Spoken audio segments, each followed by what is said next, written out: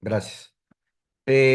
Entonces, el primer artículo que vamos a cuestionar en nuestra demanda de amparo en relación a la introducción de la lista a la lista de personas bloqueadas y posteriormente el bloqueo de las cuentas bancarias es el artículo 54 bis de la ley antilavado, ¿no?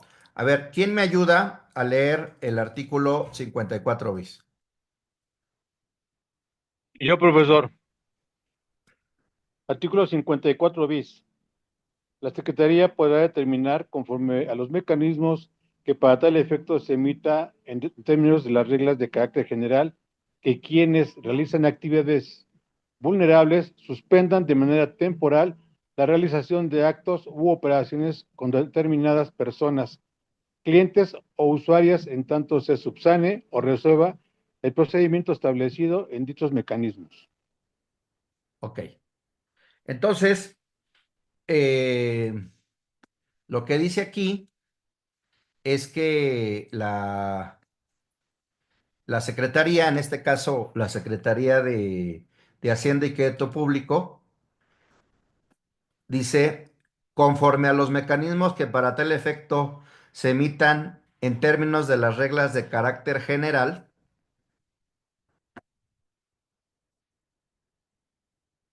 que quienes realizan actividades vulnerables suspendan de manera temporal la realización de actos u operaciones con determinadas personas, clientes o usuarias, en tanto se subsane o resuelva el procedimiento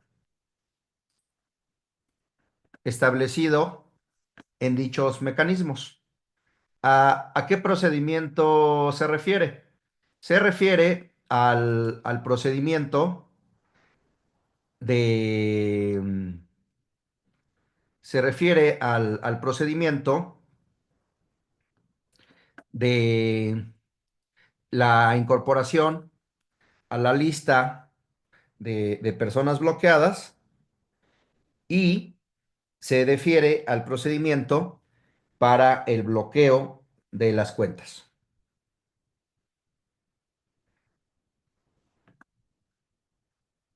Entonces, el primer artículo que vamos a señalar en nuestra demanda de amparo es este que les señalo, ¿no? Luego, ¿en dónde se encuentra?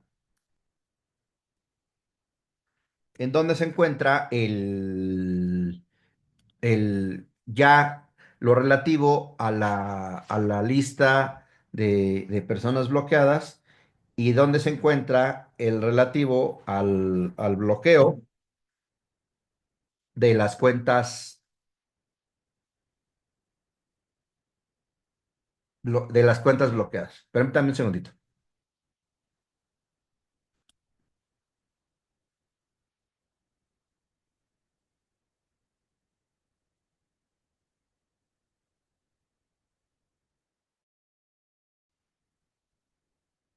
Ya, perdón. Entonces, habíamos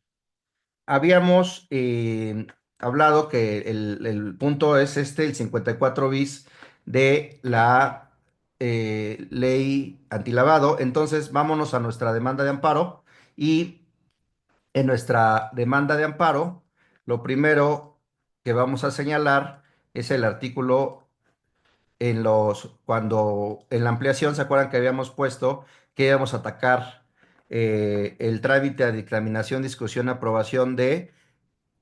Aquí ya en la ampliación sí tenemos que señalar la porción normativa específica, ¿no? Del artículo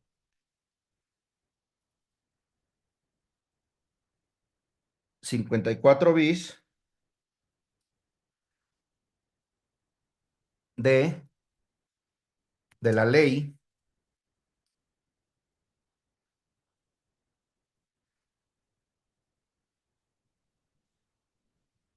de la Ley Federal para la Prevención e Identificación de Operaciones con Recursos de procedencia ilícita, ¿no? que se le imputamos a la Cámara de Diputados como Cámara de origen, a la Cámara de Revisora.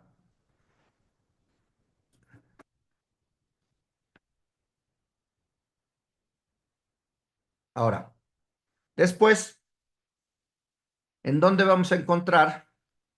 Yo les había dicho que en el reglamento, en el reglamento de la Secretaría de Hacienda y Crédito Público, se regulaba o se regula la existencia de la unidad de inteligencia financiera, ¿no? No está en la ley antilavado. La unidad de inteligencia financiera está regulada en reglamento, en el reglamento interior de la Secretaría de Hacienda y Crédito Público. En el artículo 4, cuarto, señala que la Secretaría de Hacienda y Crédito Público, para el desempeño de los asuntos de su competencia, contará con unidades administrativas y órganos administrativos desconcentrados siguientes. Y en el artículo cuarto, eh,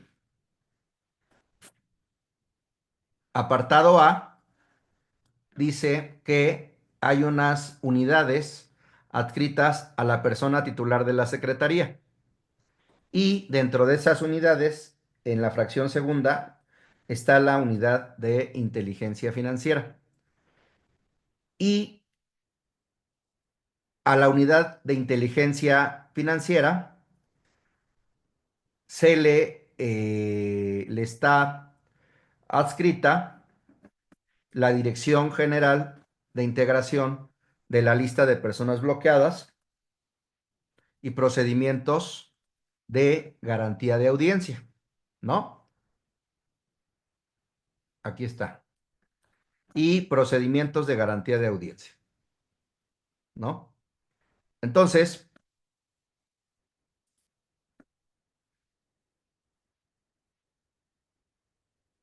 ¿sí? Entonces, de ahí, ya que tenemos, sabemos que es esa autoridad, eh, entonces lo que tenemos que hacer es buscar el artículo que señala la, la lista de personas bloqueadas y entonces vamos a encontrar el artículo 10 del reglamento, que también lo vamos a cuestionar. El artículo 10 del reglamento de la Secretaría de Hacienda y Crédito Público, de la Secretaría de Hacienda y Crédito Público dice que la unidad de inteligencia financiera tiene las siguientes atribuciones, artículo 10. Y nos vamos para acá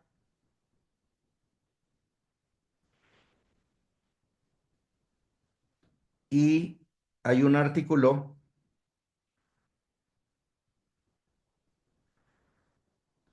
una fracción, es el artículo 10.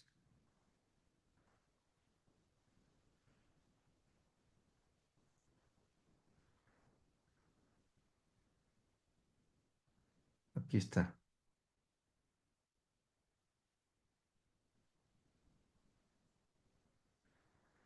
Fracción 34, integrar la lista de personas bloqueadas. Entonces, otro de los artículos que tenemos que impugnar en en nuestra demanda de amparo es el artículo 10, fracción 34 del reglamento de la Secretaría de Hacienda y Crédito Público. Entonces, el reglamento lo expidió el presidente y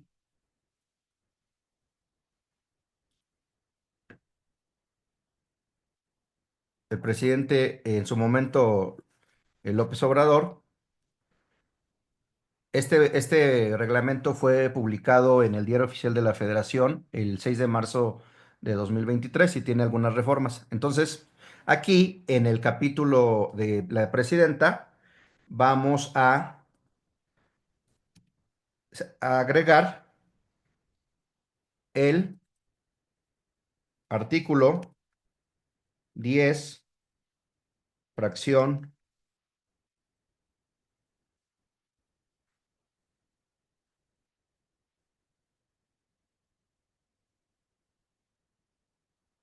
aquí está, permítanme un segundo, fracción 34 del reglamento interior de la Secretaría de Hacienda y Crédito Público. De la unidad de inteligencia financiera le vamos a agregar que aplicó los artículos, en principio el 54 bis,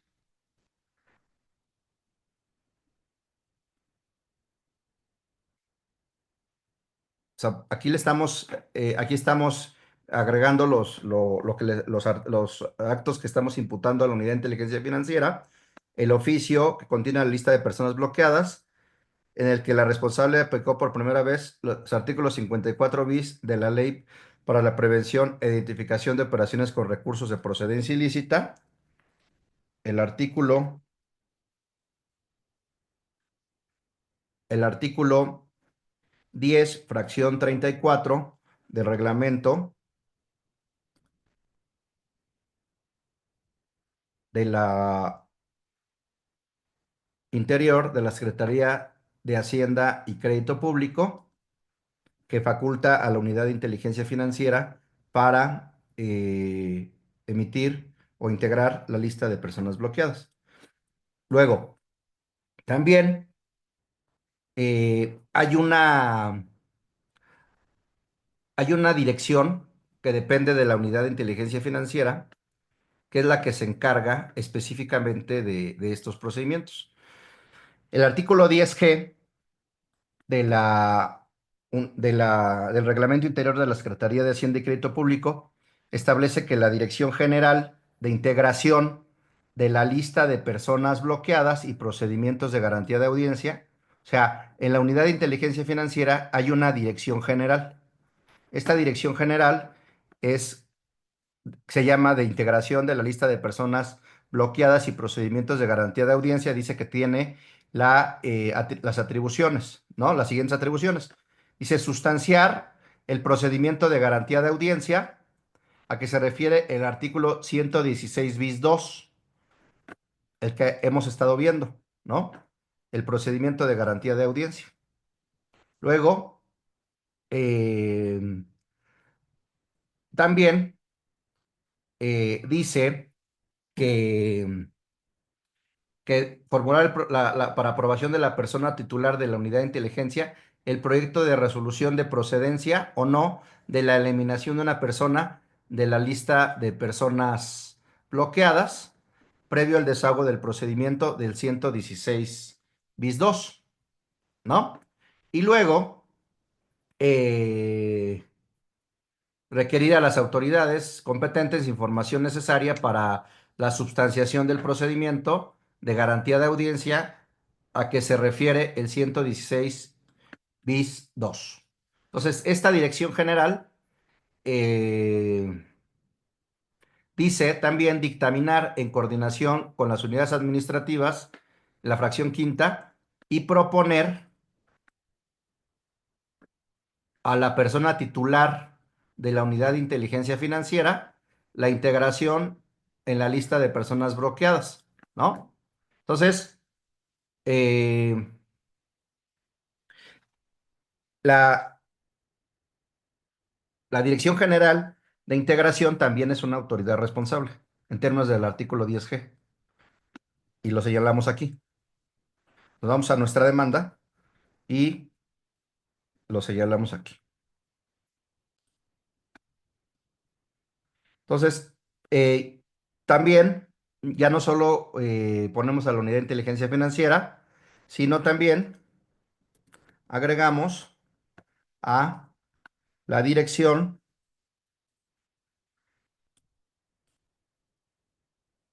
de integración de la lista de personas bloqueadas y procedimientos de garantía de audiencia, ¿no? ¿Y qué, qué le vamos a imputar?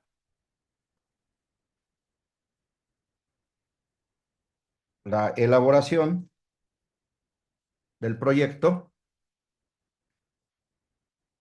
proyecto de la lista de personas bloqueadas, ¿no?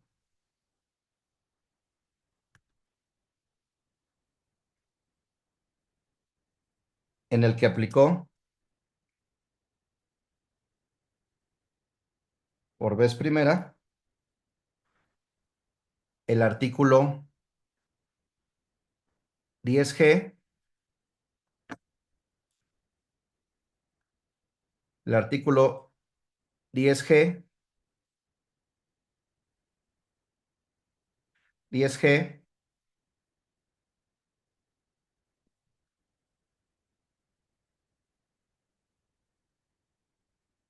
fracción quinta del reglamento, ¿no? Entonces, si se fijan, después a la Comisión Bancaria y de Valores, la ejecución de la lista de personas bloqueadas y la orden. Entonces, después de eso, ya que eh, vemos que la Unidad de Inteligencia Financiera, con apoyo de la Dirección General de Integración de la Lista de Personas Bloqueadas y Procedimientos de Garantía de Audiencia, emite la lista de personas bloqueadas. Posteriormente, la Unidad de Inteligencia Financiera le gira oficio a la Comisión Nacional Bancaria y la Comisión Nacional Bancaria le gira oficio al banco para em, para que bloquee las cuentas, ¿no? Entonces, ¿dónde está eso?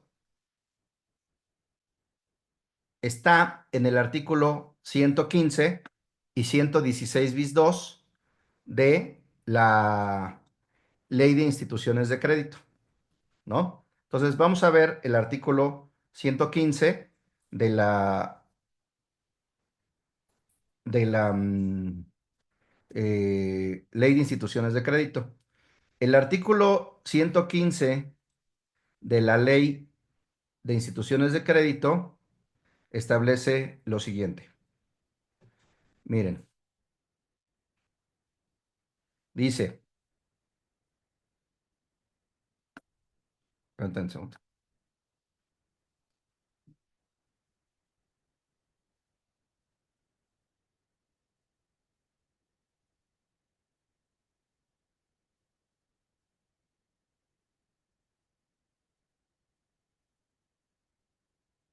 El artículo 115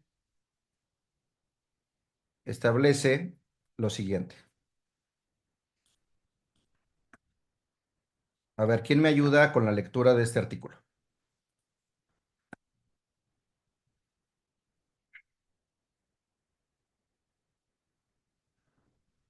De estos Yo, tres, Daniel. de estos tres párrafos, por favor. Las instituciones de crédito deberán suspender de forma inmediata la realización de actos, operaciones o servicios con los clientes o usuarios que la Secretaría de Hacienda y Crédito Público les informe mediante una lista de personas bloqueadas que tendrá el carácter de confidencial. La lista de personas bloqueadas tendrá la finalidad de prevenir y detectar actos, omisiones u operaciones que pudieran ubicarse en los supuestos previstos en los artículos referidos en la fracción 1 de este artículo. La obligación de suspensión a que se refiere el párrafo anterior dejará de surtir sus efectos cuando la Secretaría de Hacienda y Crédito Público elimine de la lista las personas bloqueadas al cliente o usuario en cuestión. La Secretaría de Hacienda y Crédito Público establecerá en las disposiciones de carácter general a que se refiere este artículo los parámetros para la determinación de la introducción o eliminación de personas en la lista de personas bloqueadas. ¿Ok?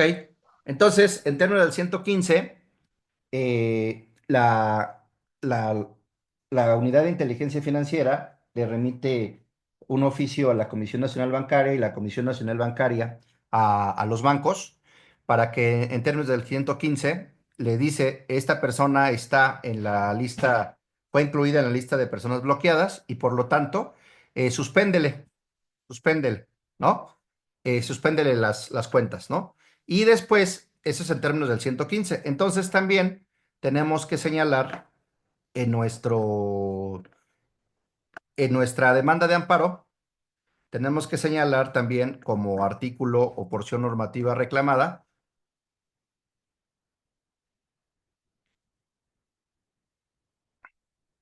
de la Cámara de Diputados, tenemos que señalar el artículo del artículo 115, ¿no? Del artículo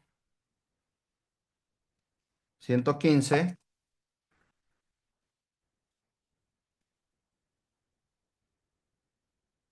de la ley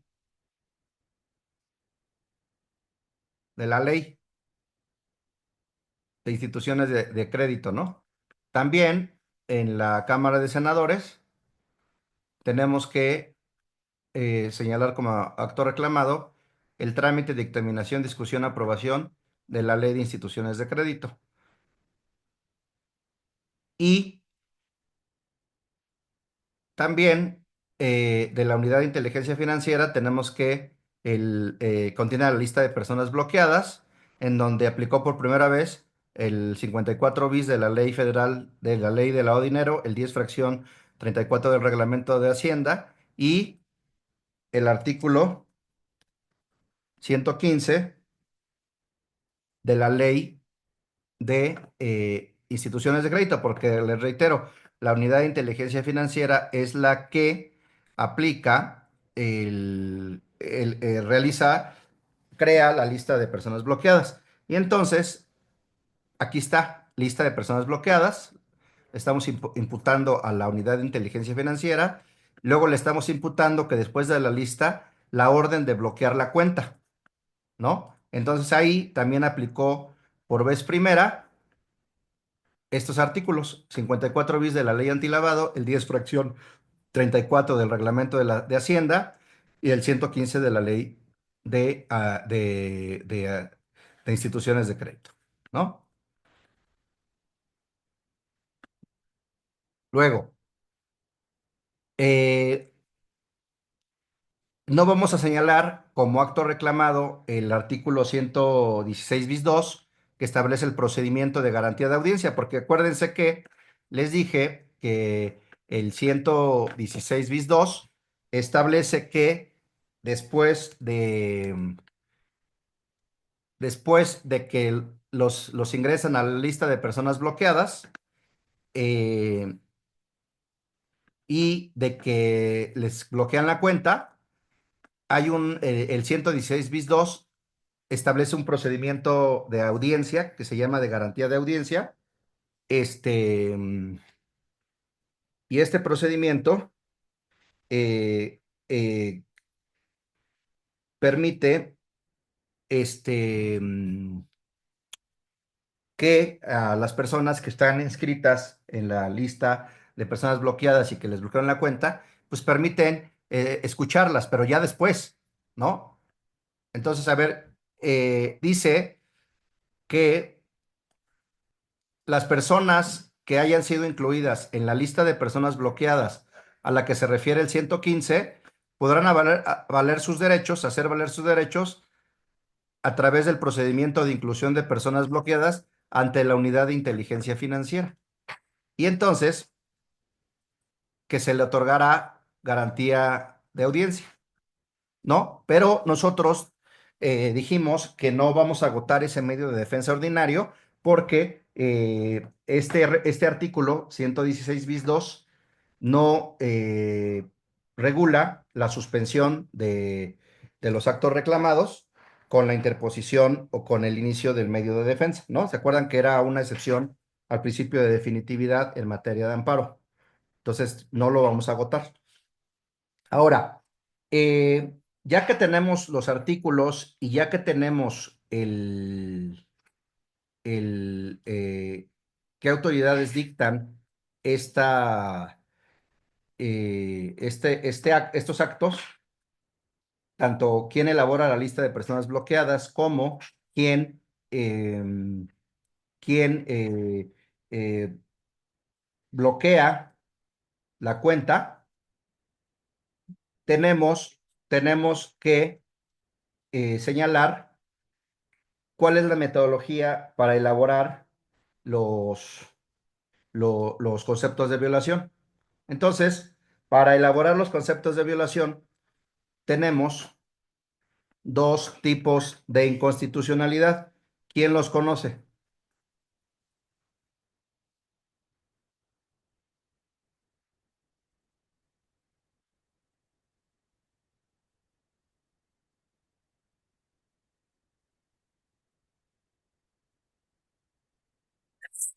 A ver, eh, ya que tenemos en los conceptos de violación, vamos a hacer valer dos tipos de inconstitucionalidad.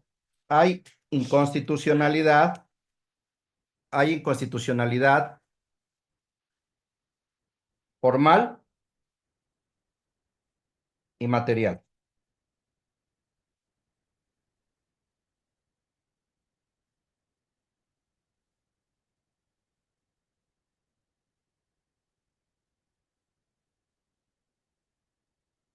La inconstitucionalidad formal se refiere al procedimiento y la inconstitucionalidad material se Al refiere fondo. así es, al contenido de la norma. Entonces, hay una metodología y unos pasos para analizar la inconstitucionalidad formal y hay unos pasos para analizar y metodología para analizar la inconstitucionalidad material. Vamos a ver los pasos de la inconstitucionalidad formal.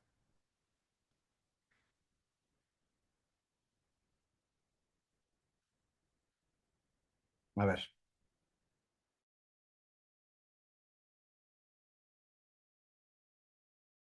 Permítanme un segundo en lo que les pongo esta metodología.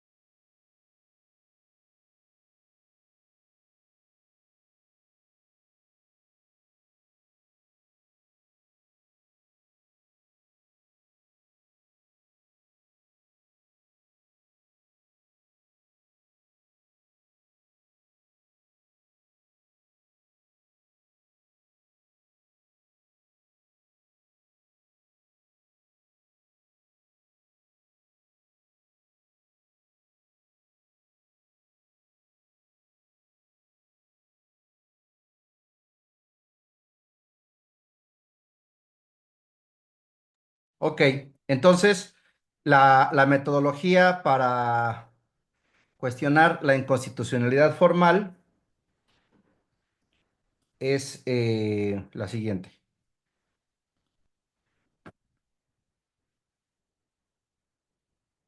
Es,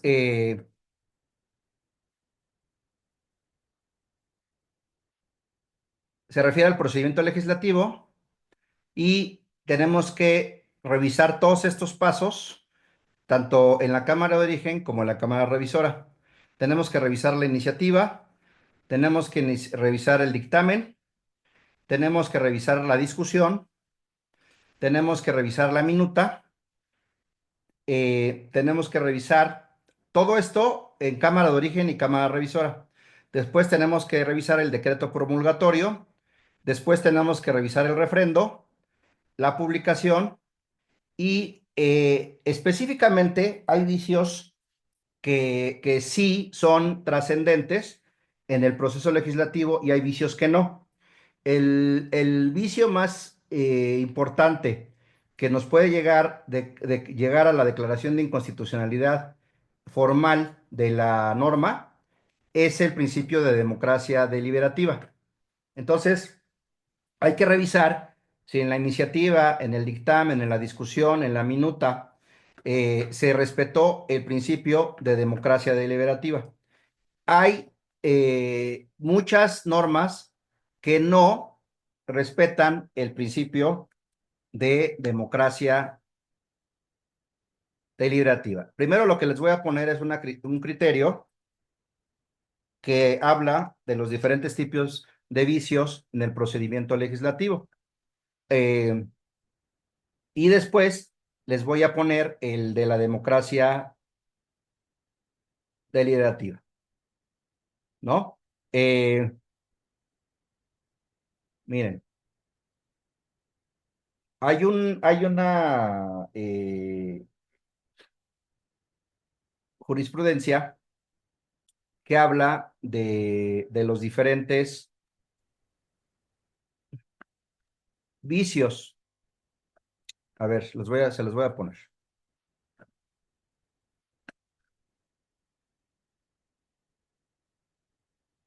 Esta es una jurisprudencia del Pleno de la Suprema Corte de Justicia de la anterior, la 117/2004. A ver, ¿quién me ayuda a leer esta?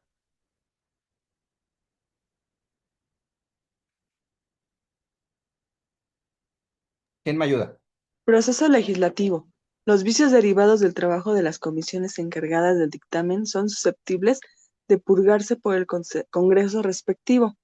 La Constitución Política de los Estados Unidos Mexicanos y las constituciones locales establecen, en relación con los procesos legislativos, dos etapas. La primera corre a cargo de una comisión que, después de estudiar el tema correspondiente, formula un dictamen, y la segunda corresponde al Pleno de la Cámara o del Congreso, que sobre la base del dictamen delibera y decide. El trabajo parlamentario en cada una de dichas etapas tiene finalidades concretas, pues la comisión analiza la iniciativa de ley y formula una propuesta para ser presentada mediante el dictamen correspondiente al Pleno, y tiene como función principal discutir la iniciativa partiendo del dictamen y tomar la decisión que en derecho corresponda, de manera que dicho sistema cumple una imprescindible función legitimadora de la ley, en razón de los mecanismos y etapas que lo integran. En ese tenor, la posible violación al proceso legislativo en el trabajo de la comisión, que es básicamente preparatorio, puede purgarse por la actuación posterior del Congreso respectivo, que es al que le corresponde la facultad decisoria. Ok, entonces el Pleno de la Suprema Corte de Justicia, gracias, distingue que hay una etapa preparatoria, que es la de las comisiones, que revisan la iniciativa y emiten el dictamen, y hay una etapa decisoria, que es la discusión y la aprobación del dictamen. Y entonces, los únicos vicios que son importantes y trascendentes para la inconstitucionalidad formal de la norma son los que vulneran o los que afectan la segunda etapa, la etapa decisoria, es decir, la etapa en donde se discute, la sesión en donde se discute y donde se vota y se aprueba la norma. Entonces, en esa etapa hay un principio muy importante que es el principio de democracia deliberativa. Miren,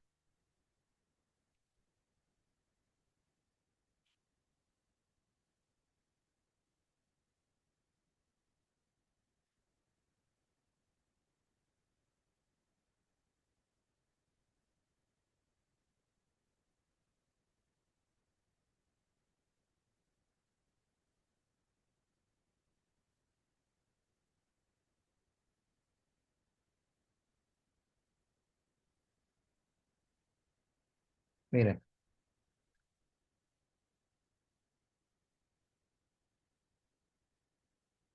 A ver.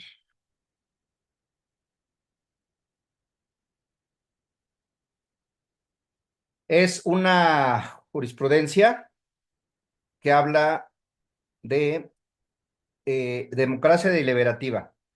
Cuando el procedimiento para la emisión de una ley, el órgano legislativo comete violaciones que transgreden dicho principio, estas pueden repararse en el juicio de amparo indirecto, al vulnerar la aplicación de esa norma, los derechos humanos de seguridad jurídica y de legalidad. Entonces,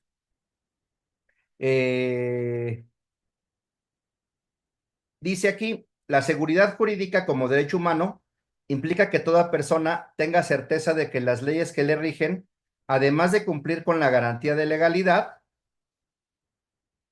provengan de un procedimiento legislativo válido, en el que se respeten los procedimientos y formalidades previstos en los ordenamientos que lo regulan, pues dichos requisitos tienen como fin último legitimar la autoridad del Estado democrático. Entonces, dice que cuando el procedimiento para la emisión de una ley, el órgano legislativo comete violaciones que transgreden el principio de democracia deliberativa como uno de los principios rectores del proceso legislativo, por ejemplo, no cumplir con el respeto a la participación de todas las fuerzas políticas con representación parlamentaria en condiciones de libertad o igualdad. La aplicación de la norma vulnera los derechos fundamentales de seguridad jurídica y legalidad prevista en los artículos 14 y 16, porque impide al gobernado tener certeza de que no está sujeto a decisiones arbitrarias por parte de las autoridades y por ende el juicio de amparo constituye el medio de protección apto para reparar dichas violaciones. Entonces, el principio de democracia deliberativa implica, por ejemplo, no cumplir con el respeto a la participación de fuerzas políticas con representación parlamentaria en condiciones de libertad e igualdad. Entonces, lo que tienen que ustedes hacer es irse a las sesiones, a las actas de sesiones que se encuentran en las páginas de la Cámara de Diputados y de la Cámara de Senadores, ¿no? Entonces tienen que revisar las versiones estenográficas. Miren, vamos a, vean, Y revisar si hay quórum también. así es, efectivamente. Miren, aquí en la página de la Cámara de Diputados hay una parte que dice versión estenográfica.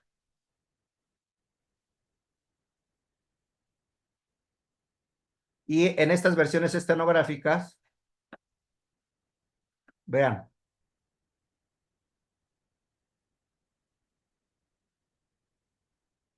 entonces aquí van a encontrar, por ejemplo, esta es la versión estenográfica de la sesión del miércoles 10 de diciembre de 2025. Y entonces aquí tienen que revisar esta versión estenográfica desde la apertura de la sesión hasta la clausura.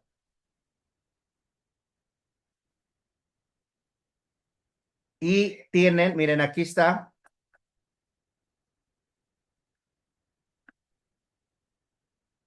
Aquí está, aquí tienen que revisar toda esta versión estenográfica y tienen que revisar que efectivamente los diputados en igualdad de condiciones hayan podido intervenir en la discusión y aprobación del artículo correspondiente, ¿no? Si no, se entiende o se puede alegar que se violó el principio de democracia deliberativa y que la aprobación del artículo es arbitraria. ¿Sí? Ahora, en relación a la inconstitucionalidad material, que es respecto al artículo, al contenido del artículo,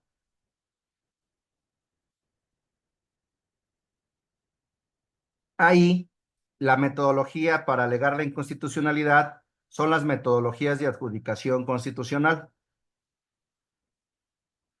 en donde partimos del principio de disponibilidad constitucional previsto en el artículo primero constitucional que les dije que el ejercicio de los derechos no puede restringirse ni suspenderse, sino en los casos y condiciones que la Constitución establece, ¿no?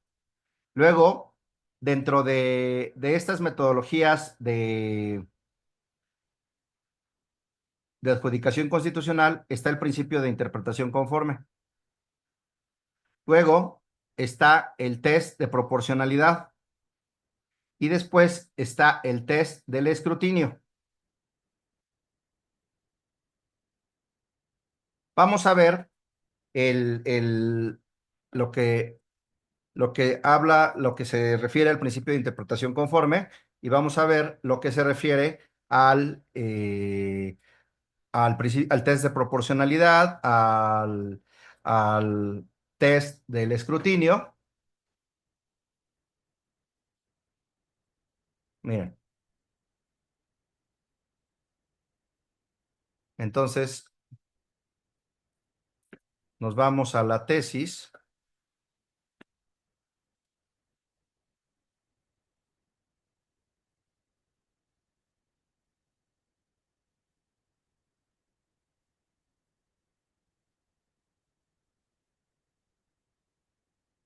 Esta interpretación conforme no procede en materia penal y esta interpretación conforme no procede tampoco en materia de derecho eh, administrativo sancionador. Esta es una jurisprudencia del Pleno, la 33/2009, que habla de la interpretación conforme o integradora. A ver, ¿quién me ayuda?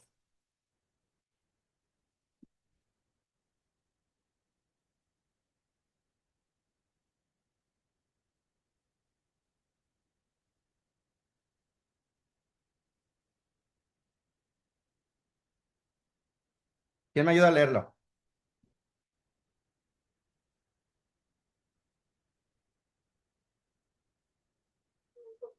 Normas penales. Al analizar su constitucionalidad, no procede a realizar una interpretación conforme o integradora. Si bien es cierto que realizar el análisis de constitucionalidad de disposiciones generales es factible que la Suprema Corte de Justicia de la Nación acuda a la interpretación conforme e incluso emita resoluciones integradoras a efecto de corregir las omisiones que generan la inconstitucionalidad. También lo es que el empleo de dichas prácticas interpretativas es inadmisible en materia penal. En atención a las particularidades del principio de legalidad en esta rama jurídica, como son a reserva de ley, por virtud del cual los delitos solo pueden establecerse de una ley formal y material. B, la prohibición de aplicación retroactiva de la ley en perjuicio de alguna persona.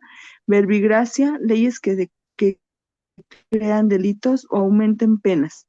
Y C, el principio de tipicidad o taxatividad, según el cual las conductas punibles deben estar previstas en la ley de forma clara, limitada e inequívoca, sin reenvío a parámetros extralegales, y que implica la imposibilidad de imponer penas por analogías o por mayoría de razón, y la prohibición de tipos penales ambiguos. Además, la determinación que haga el legislador al emitir la norma constituye la esencia del respeto al principio de legalidad en materia de la imposición de penas, pues acorde con los aspectos que abarca dicho principio, aquel está obligado a estructurar de manera clara los elementos de tipo penal, delimitando su alcance de acuerdo a los bienes tutelados, imponiendo la determinación del sujeto responsable y de sus condiciones particulares y especiales, así como a establecer con toda claridad las penas que deben aplicarse en cada caso. Ok. El, el principio de interpretación conforme de las normas implica que si una norma es ambigua o si es oscura, para evitar que sea declarada inconstitucional, el juez constitucional debe de darle una interpretación, o sea, debe de completarla, ¿no? Debe de aclararla de acuerdo a los derechos humanos que estén relacionados. Pero en materia penal y en materia del proceso del derecho administrativo sancionador, no puede realizar esa interpretación conforme, es decir, no la puede aclarar o ni la puede completar.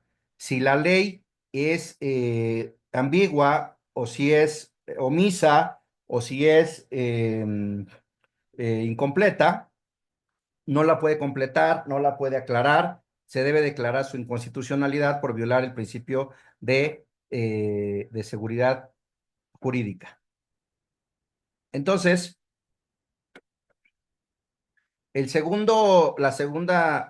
la metodología es el test de proporcionalidad. En el caso del test de proporcionalidad, es el siguiente.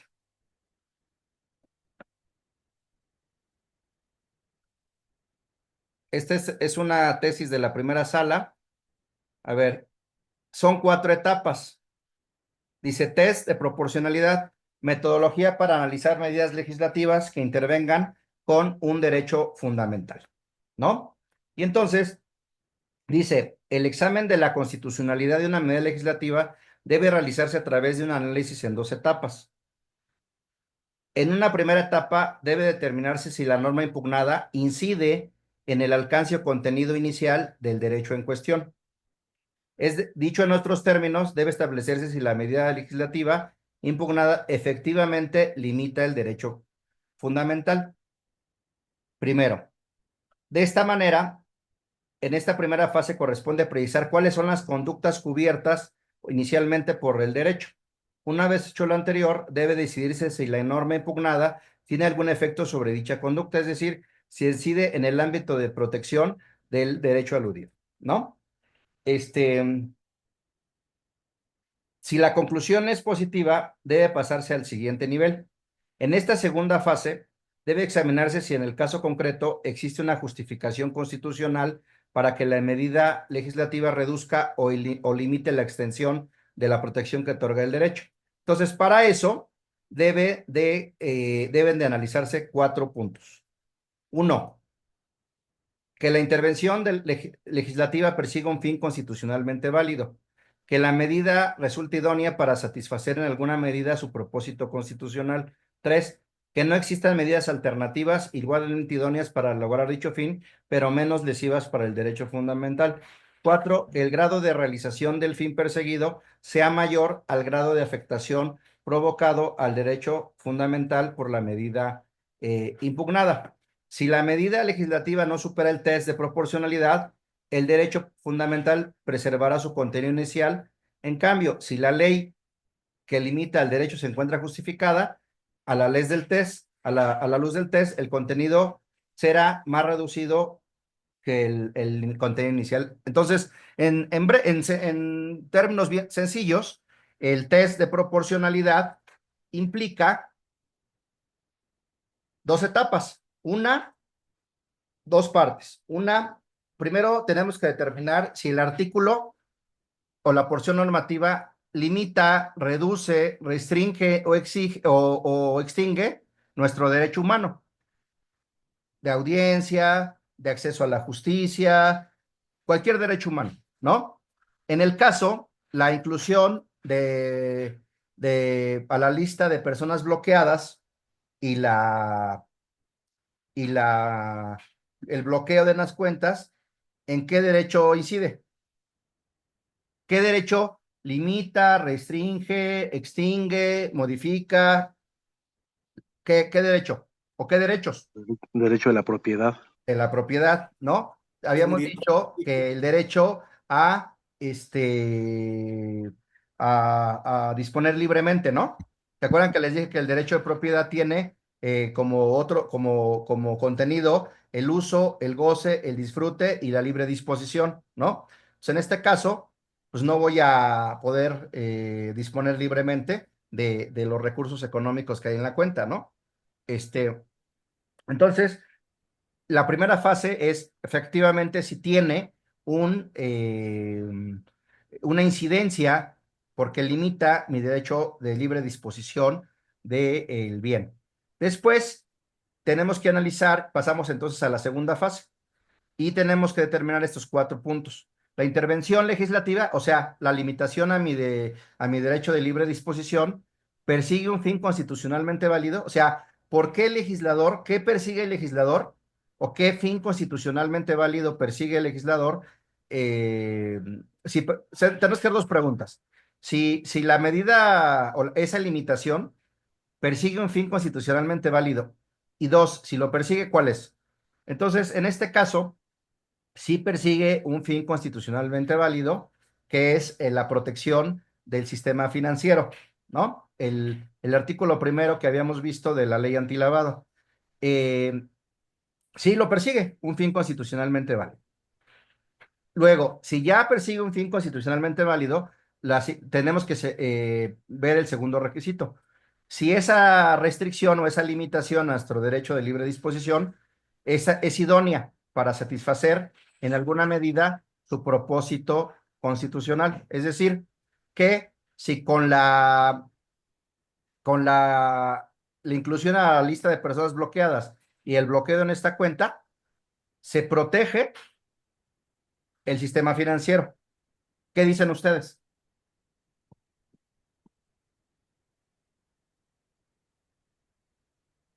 Con la inclusión a la lista de personas bloqueadas y el bloqueo, se protege el daño al sistema financiero o se satisface sí, se protege eh, que no haya una afectación al sistema financiero, ¿sí o no? No, ¿Por qué?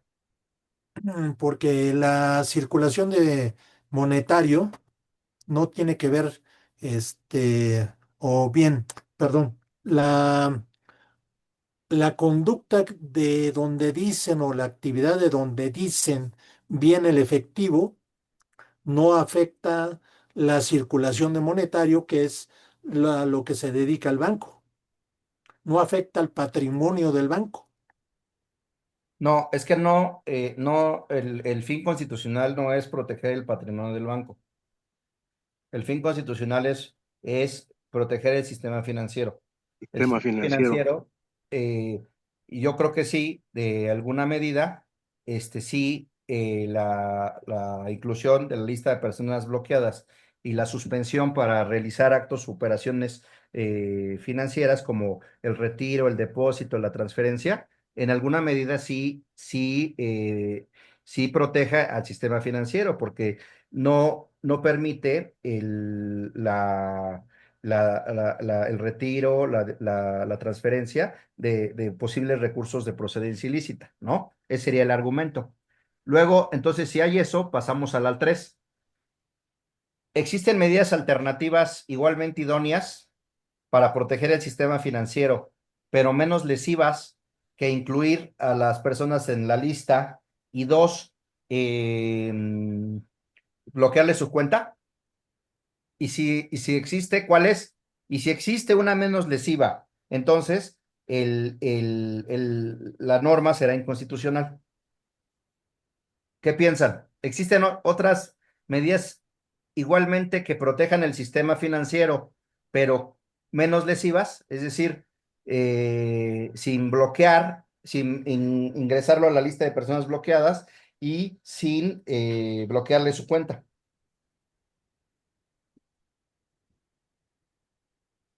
¿Qué otras medidas se les ocurrirían que pudieran existir?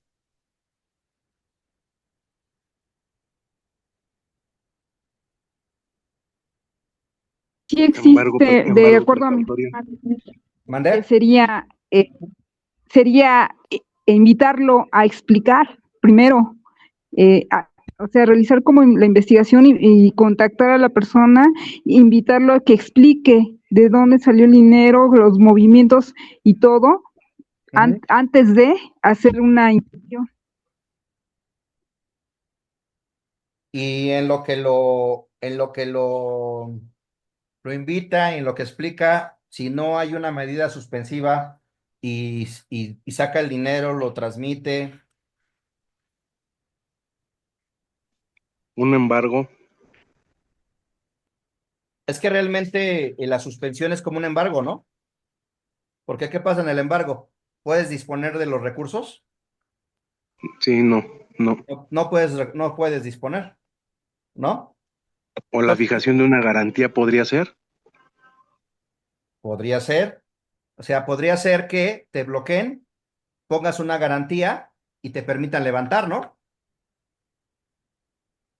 Sí. Podría ser.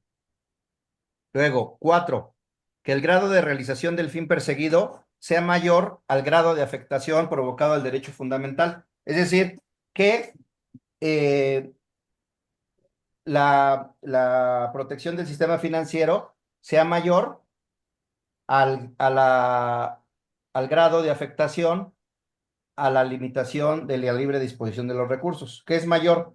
¿La protección o la limitación a la libre disposición?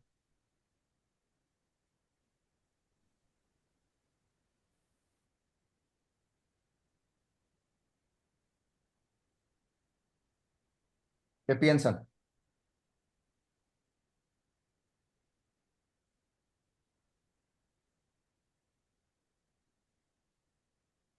¿Qué piensan? O sea, ¿es mayor la protección al sistema financiero o es mayor la afectación a la libre disposición?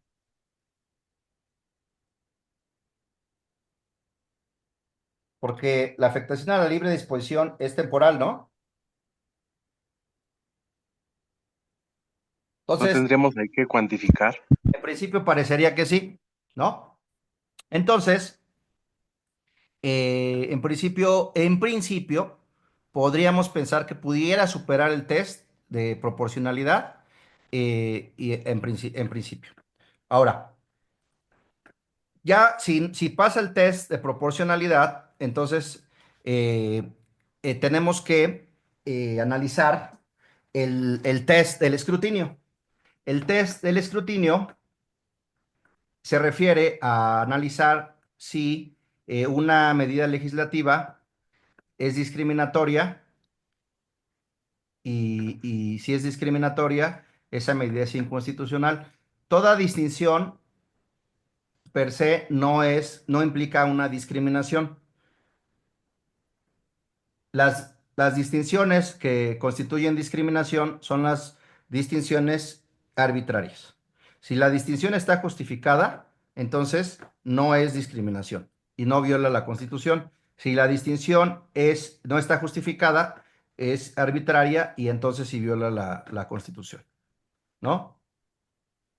Aquí es una jurisprudencia del Pleno, es las 10 diagonal 2016, es una jurisprudencia y se refiere categoría sospechosa su escrutinio, ¿no? Entonces, dice que una vez establecido que la norma hace una distinción basada en categoría sospechosa, corresponde realizar un escrutinio estricto de la medida legislativa. Entonces, a ver, eh, la lista de personas, la inclusión a la lista de personas bloqueadas y el bloqueo hace una distinción de los sujetos que realizan actos, operaciones, servicios, ¿sí o no? Sí hace una distinción, ¿no? Porque hace una distinción de los sujetos que realizan actividades vulnerables de los sujetos que no realizan actividades vulnerables, ¿no? O sea, nada más los que realizan actividades vulnerables son los que pueden ser o deberían ser sujetos a la inclusión y al bloqueo de la cuenta, ¿no? Entonces, pues sí hace una distinción. Y entonces, si hace esa distinción, tenemos que seguir tres pasos. En primer lugar, debe examinarse si la distinción basada en la categoría sospechosa cumple con una finalidad imperiosa, a diferencia del test de proporcionalidad que habla de una finalidad constitucionalmente válida. En el escrutinio es una finalidad imperiosa desde el punto de vista constitucional, sin que deba exigirse, como será en el escrutinio ordinario, que se persiga una eh, finalidad constitucionalmente admisible. Entonces, me parece que la protección al sistema bancario, financiero, que es más amplio que el bancario, sí es una finalidad imperiosa. En segundo lugar, debe analizarse si la distinción legislativa está estrechamente vinculada con la finalidad constitucionalmente imperiosa. Es decir, que si distinguir entre las personas que realizan actividades vulnerables y de las que no, está vinculada con la protección al sistema financiero. Sí. Y luego, por último, la distinción legislativa debe ser la medida menos restrictiva posible para conseguir efectivamente la finalidad imperiosa desde el punto de vista constitucional. Yo creo que ahí es donde tenemos que argumentar que efectivamente la medida no es la menos restrictiva, es la más restrictiva, ¿no? Porque nos bloquea, nos impide de manera total, sí, provisional, temporal, pero total, la libre disposición, ¿no? Entonces, tenemos que seguir estos test y les quiero comentar un punto importante, que, Incluso para pagar una defensa, ¿verdad, doctor? Eso que está diciendo. que efectivamente, Que porque ¿qué sí, es que lo que te pasa? restringen. Efectivamente. Porque ¿qué es lo que pasa? ¿Qué es lo que pasa? Eh, ¿Qué es lo que pasa? Pues te bloquean todo, no puedes comprar comida, no puedes pagar renta, no puedes pagar servicios, no puedes pagar tu defensa, ¿no? ¿Por qué? ¿Se acuerdan la reforma que vimos a la ley de amparo? Que solo se permitía conceder la suspensión definitiva cuando se demostrara la licitud de los recursos, cuando se acreditara que era para pago de obligaciones laborales, para pago de impuestos, para pago de créditos hipotecarios, ¿se acuerdan? No Sí, está para el pago de una defensa,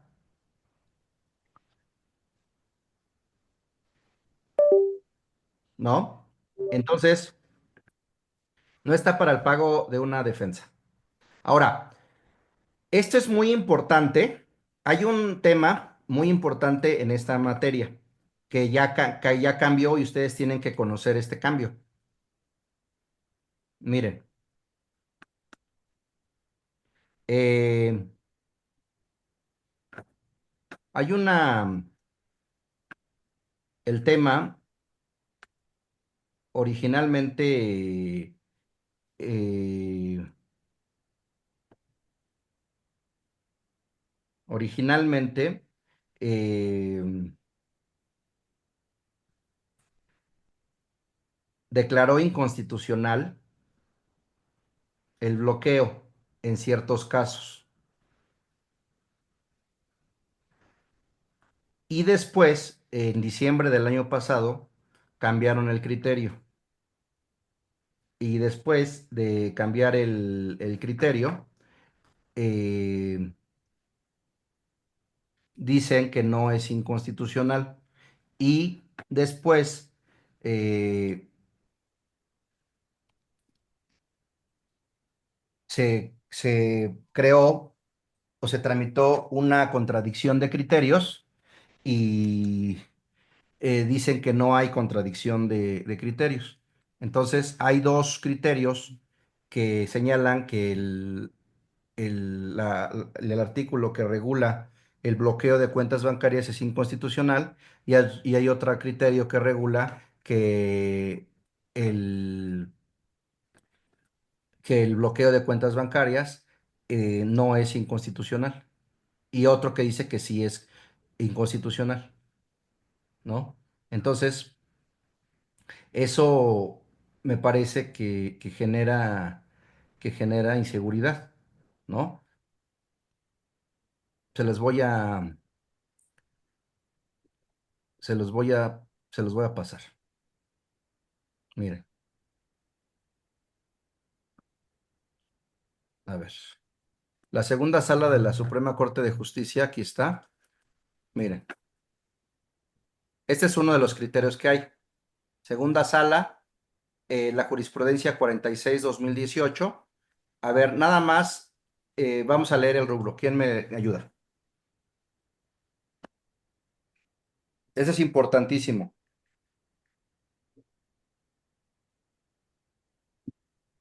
¿Quién me ayuda? Actos, operaciones o servicios bancarios. Su bloqueo es constitucional cuando se realiza para cumplir compromisos internacionales. Interpretación conforme del artículo 115 de la Ley de Instituciones de Crédito. A ver, ¿se acuerdan que yo les dije que vimos una jurisprudencia que no procede la interpretación conforme en dos materias? ¿En cuáles? En penal y administrativa. En Una es penal, penal ajá, y y otro es derecho sancionador. derecho administrativo sancionador, no el derecho administrativo en general. Y les dije que la materia de lavado de dinero, ¿qué naturaleza tiene? Derecho administrativo sancionador. Entonces, ¿se puede realizar una interpretación conforme según el criterio anterior que vimos? No, Y aquí la segunda sala lo aplica, ¿no? Entonces, eh, en términos generales, el artículo 115 permite el bloqueo de cuentas bancarias.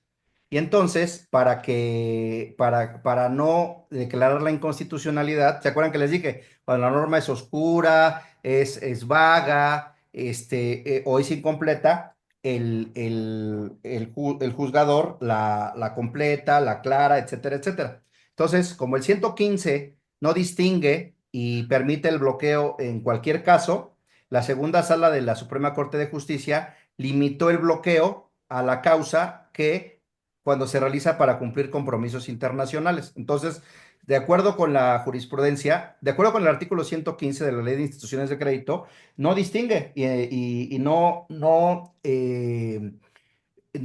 permite el bloqueo de cuentas bancarias prácticamente en cualquier supuesto. No distingue ese artículo. Eh, pero la segunda sala de la Suprema Corte de Justicia dice que solo la atribución puede emplearse como medida cautelar relacionada con los procedimientos relativos al cumplimiento de compromisos internacionales asumidos por nuestro país, lo cual se actualiza en dos escenarios. Entonces, solo en dos escenarios eh, se puede justificar el bloqueo de cuentas bancarias según esta segunda sala de la Suprema Corte de Justicia. Dice, por el cumplimiento de una obligación de carácter bilateral o multilateral asumida por México, en la cual se establezca de manera expresa la obligación compartida de implementar este tipo de medidas ante solicitudes extranjeras, por el cumplimiento de una resolución o determinación adoptada por un organismo internacional o por una agrupación intergubernamental que sea reconocida con estas atribuciones, ¿no? Dice, sin embargo, la atribución citada no puede emplearse válidamente cuando el motivo que genere el bloqueo de las cuentas tenga un origen estrictamente nacional, pues al no encontrarse relacionada con un procedimiento administrativo jurisdiccional específico, resultaría contraria al principio de seguridad jurídica, ¿no? Entonces, ¿qué es lo que quiere decir aquí? Según esto, entonces, ¿qué es lo que ustedes tienen que alegar cuando van a eh, impugnar un bloqueo? Cuando les llegue el informe justificado o con justificación, ¿qué es lo que tienen que analizar?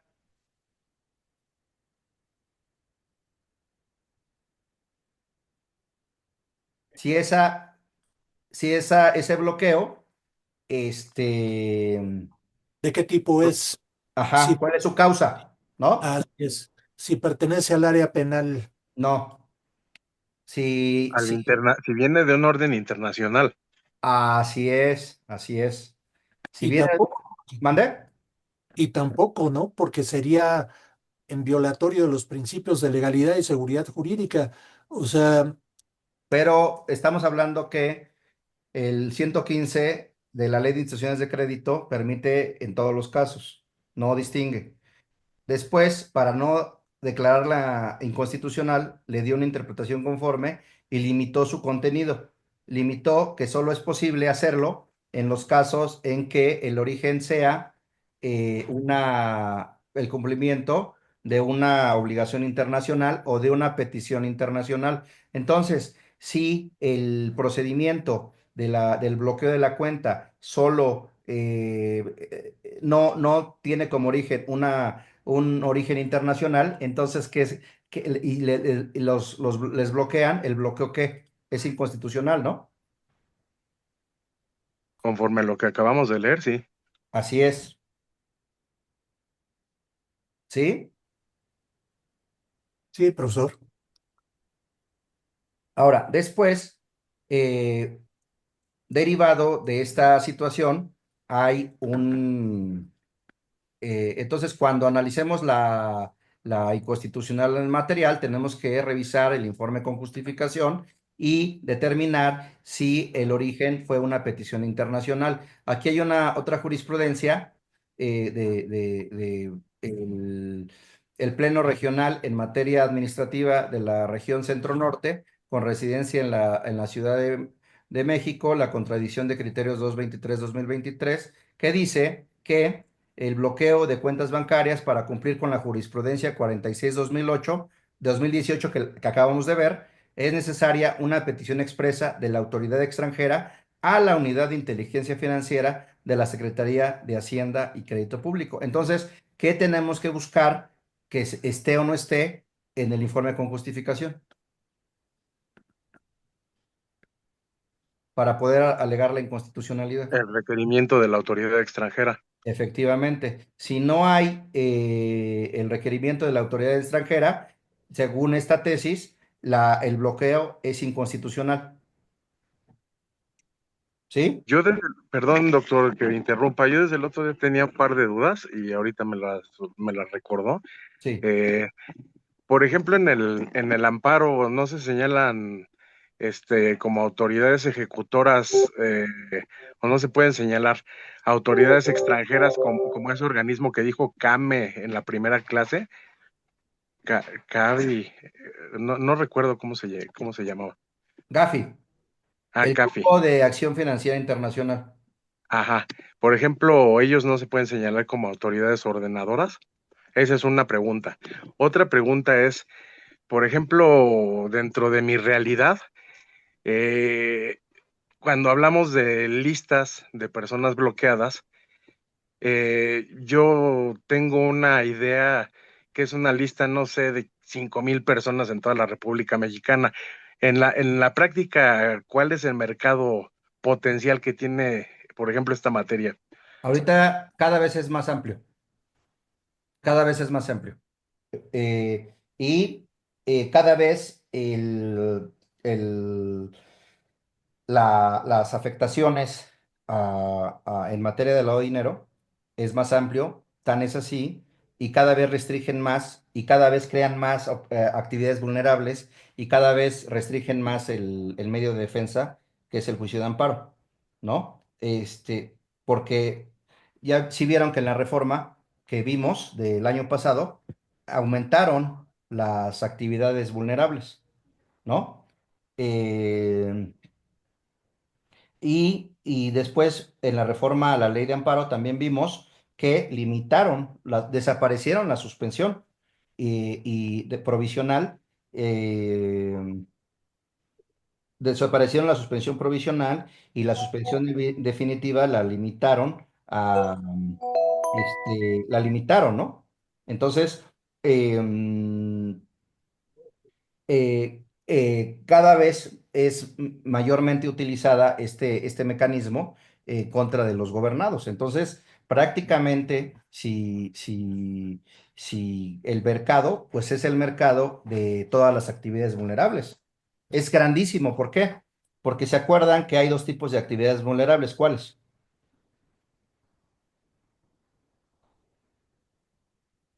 ¿Cuál es la distinción inicial de las actividades vulnerables?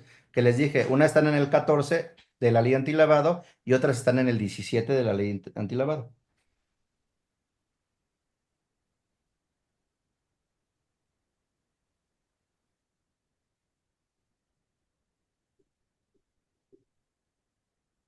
¿Se acuerdan que les dije que hay actividades vulnerables financieras y actividades vulnerables no financieras? ¿Se acuerdan?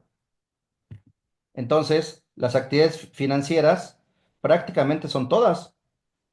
Todas las actividades son vulnerables y las actividades no financieras son todas las actividades que señala el 17. Entonces, si tú tienes un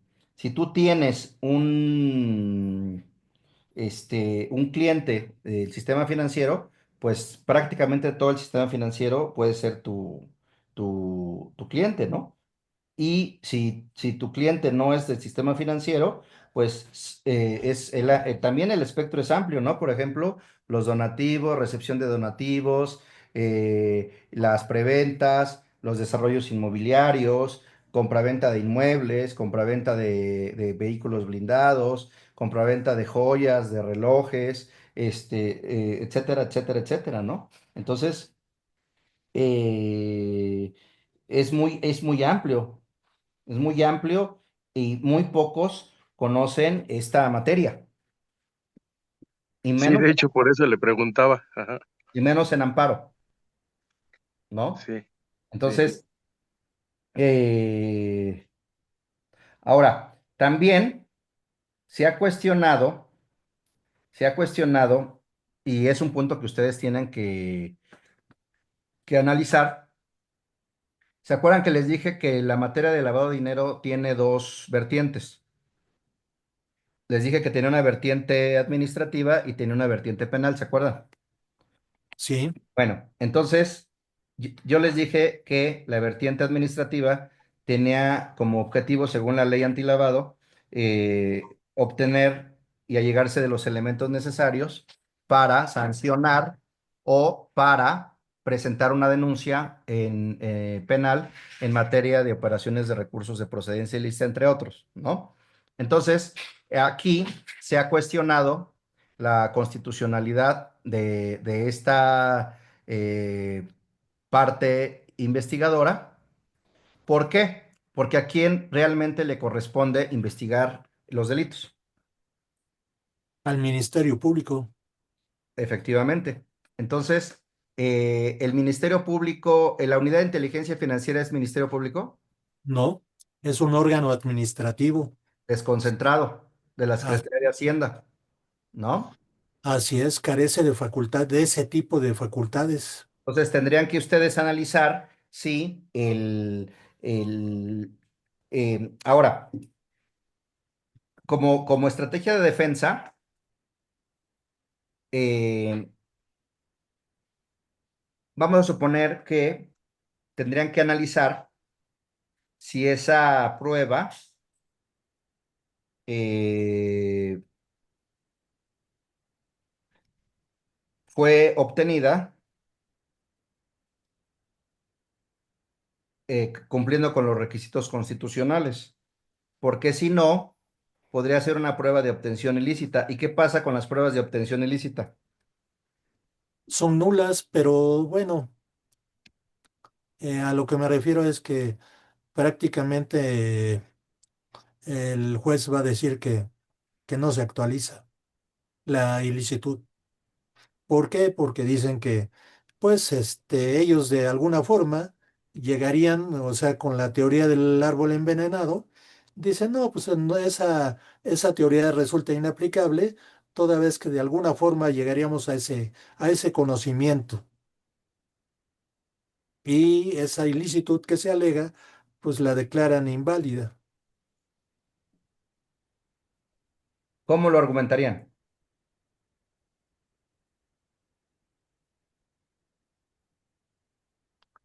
O sea, ¿por qué sería de obtención ilícita? ¿O por qué argumentarían que sea de obtención ilícita? Porque carece de facultades, Y aun cuando nos si pidieran ustedes conocen esa jurisprudencia, la de facultades. ajá.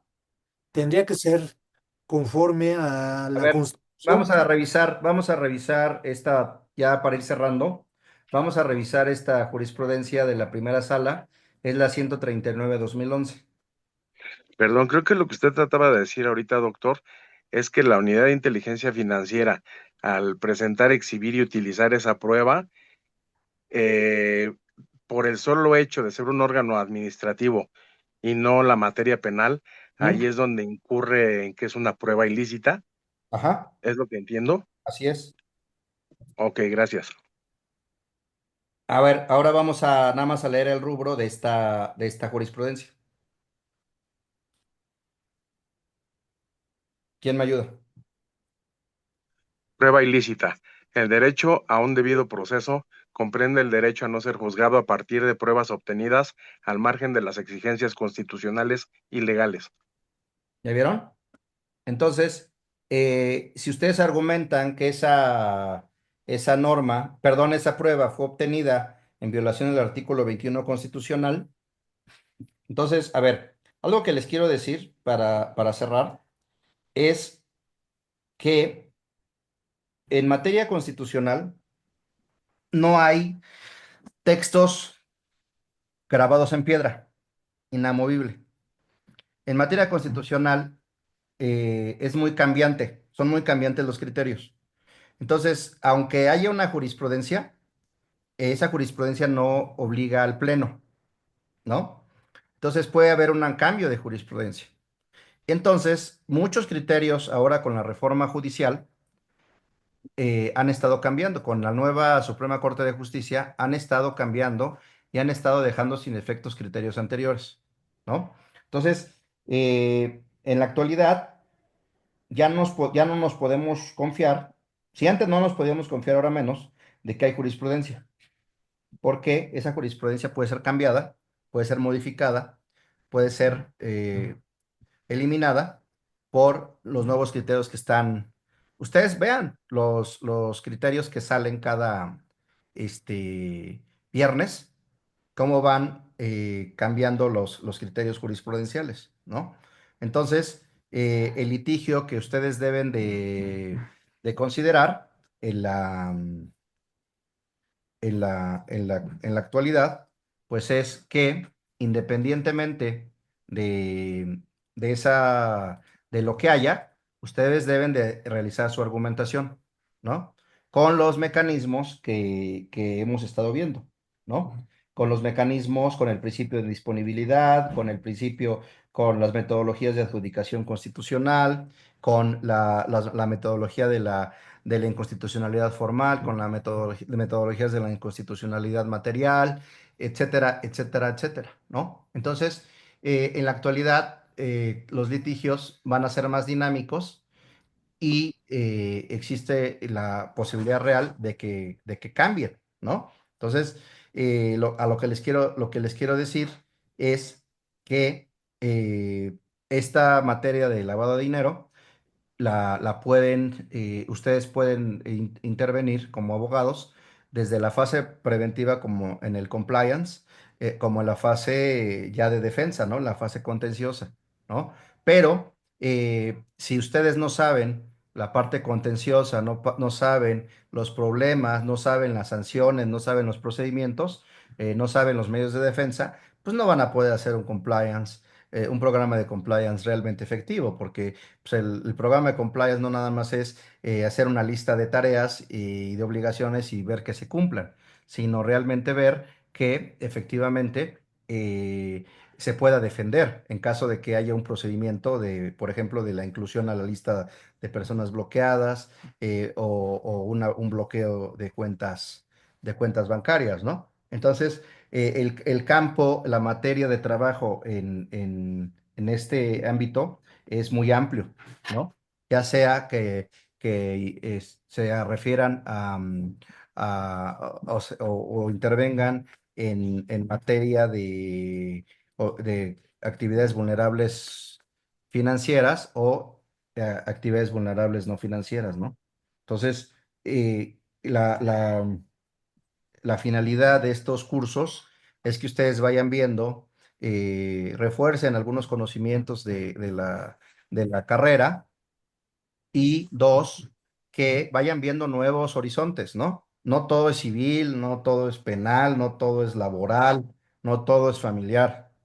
Hay, por ejemplo, derecho educativo, ¿no? También hay muy pocos especialistas que yo conozca de derecho educativo, ¿no? También es una, este, área también de oportunidad, el derecho a la asistencia privada, todo el tema de la asistencia social privada y asistencia social pública, todo el tema de las fundaciones, de las asociaciones sin fines de lucro, también es un mercado que hay poca gente, ¿no? A pocos abogados. Y el tema del lavado de dinero, sí, sí, o sea, lo que pasa es que hay muchas normas y es un poco, es complejo, ¿no? Es un sistema jurídico complejo en que hay que estar revisando reglamentos, hay que estar revisando leyes, hay que estar revisando disposiciones de carácter general, etcétera, etcétera, ¿no? Pero como ven, si ustedes revisan más o menos lo que vimos en el curso, se pueden dar una idea de la columna vertebral de eso y a partir de ahí empezar a especializarse, empezar a desarrollar más su conocimiento, y empezar a ver este tipo de temas, ¿no? Entonces, eh, y salirse de las áreas que están saturadas. El área civil está saturada, el área mercantil está saturada, el área laboral está saturada, el área familiar está saturada, ¿no? Entonces, y a veces porque no vemos en la universidad este tipo de materias, pues no entramos, ¿no? Pero como ven, sí tiene su grado de complejidad, pero teniendo la columna vertebral, pues ya pueden ir desarrollando, ¿no? Entonces, pues quisiera ayudarles mucho más de los temas, pero realmente el tiempo es corto. Eh, me dio mucho gusto estar con ustedes, platicar este tiempo que, que estuvimos aquí. Espero que les haya dado una visión diferente y que hayan iniciado de una manera y hayan terminado hoy con unas ideas nuevas, con preguntas nuevas, con inquietudes nuevas, ¿no? Para su desarrollo profesional, los que ya están titulados y los que se van a titular, ¿no? Este, Cualquier cosa en la que yo pueda apoyarlos, ya tienen ahí mi teléfono. Si no les contesto, mándenme mensaje y vuelvan a mandar mensaje, hasta que les conteste, ¿no? Eh, Porque a veces, pues la verdad, como vieron, ¿no? Estoy muy atorado, pero sí les contesto, ¿no? Entonces, ya todos están en el chat. Yo Yo solo puse sí. mi nombre. Sí.